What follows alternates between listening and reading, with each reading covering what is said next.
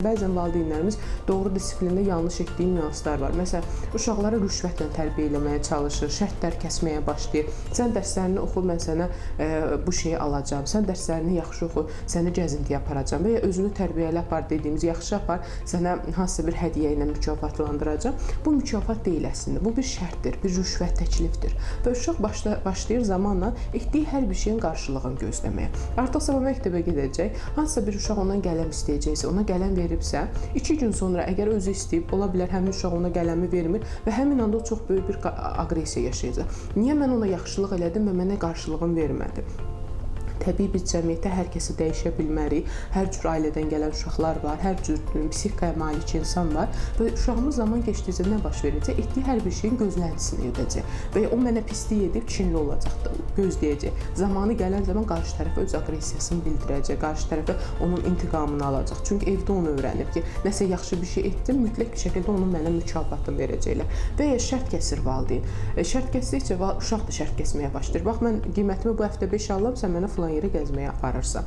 Və ya mən bunu edirəm, sən də mənə eynisi. Yəni davamlı şərt kəsərək uşaq artıq davranışlarını sərgilir. İrəli həyatında da bu zamanla başlayır bunlar. Yəni evdə gördüyümüz kiçik bir model irəli həyatında uşağımızın həyat tərzinə çevrilir. Bunun üçün də doğru modeli qurmaq önəmlidir. Məsələn, cəzalar verilir yanlış. Hansısa bir uşaq doğru davranış etmir, valideyn hansısa bir sevdiyi oyuncağı alır əlinə və ya planşeti alır əlinə. Sən nə vaxt ağıllansan, mən onu sənə verəcəm. Uşaq zaman keçdikcə nə olur? Nə vaxt ağıllana bilərəm.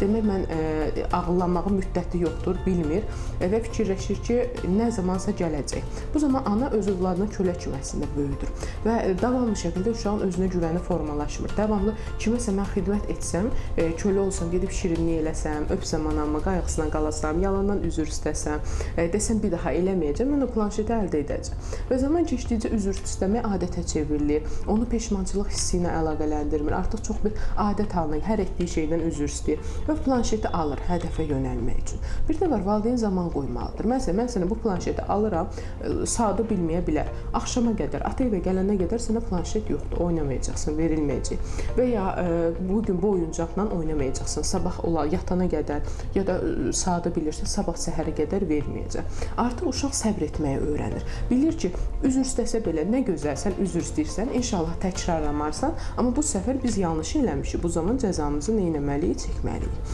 Və bunun üçün müddətlər, hər uşağın öz yaşına uyğun cəza mexanizmi vardır. Biz 3 yaşında uşağa verdiyimiz cəzanı 7 yaşında uşağa verə bilmərik və ya 10 yaşında o oğlana verdiyimiz cəzanı 17 yaşdakı bir oğlana verə bilmərik. Bunlar müxtəlifdir. Məhrum etmə cəzaları vardır.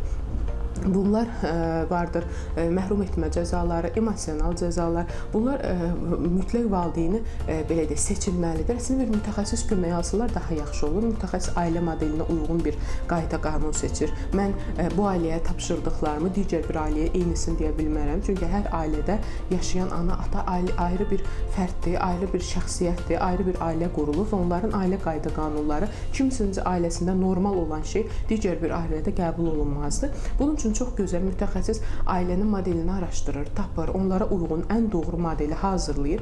Biz ona görə həmişə deyilir, psixologiyada norma yoxdur. Normanın konkret bir resepti yoxdur. Norma insan üçündür. Hər bir insanın öz norması vardır. Hər bir uşağın individual, fərdi yanaşılmalıdır.